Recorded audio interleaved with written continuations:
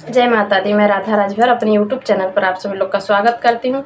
आज मैं एक बहुत ही सुंदर देवी पचरा गीत लेकर आई हूँ, तो आप लोग लास्ट तक बने रहे और गीत कैसा लगा कमेंट बॉक्स में ज़रूर बताएं। फुल वॉच करके ज़रूर सुनें, वीडियो को स्किप न कीजिए। और सुना रही हूँ मैं देवी पचरा गीत। आप लोग चैनल पर नए आते चैनल को सब्सक्राइब कीजिए, वीडियो को लाइक कीजिए, कमेंट बॉक्स में ज़रूर बताएं। आपके कमेंट का मुझे इंतज़ार रहेगा। सुना रही हूँ मैं देवी पचरा गीत।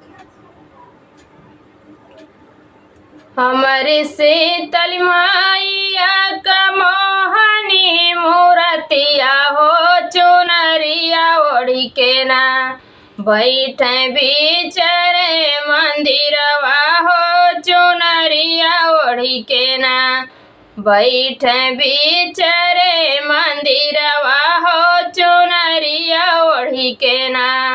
हमारी शीतल मैया का मोहनी मूर्तिया हो, चुनरिया ओढ़ी के ना बैठे बिचरे मंदिरमा हो, चुनरिया ओढ़ी के ना।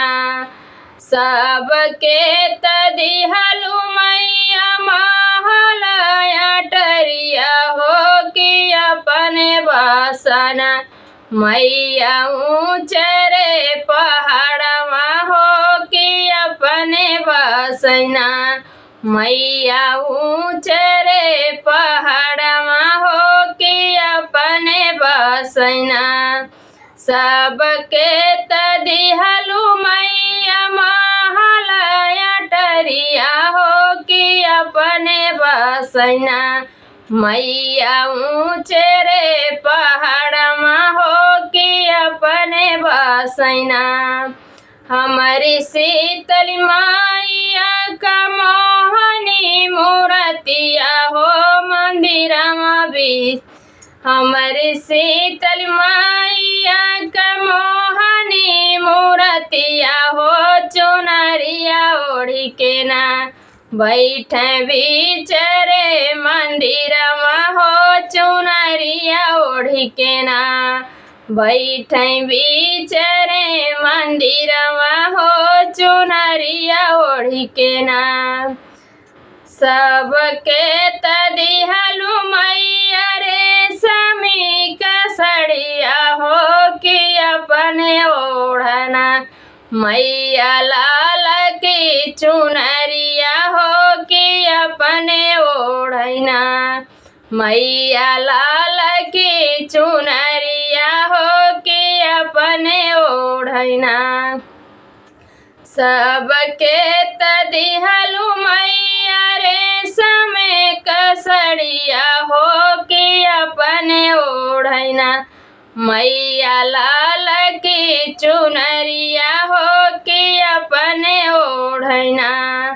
हमारे शीतल मैया का मोहनी मूर्तिया हो, चुनरिया ओढ़ी के ना बैठे बिचरे मंदिरमा हो, चुनरिया ओढ़ी के ना बैठे बिचरे मंदिरमा हो, चुनरिया ओढ़ी के ना।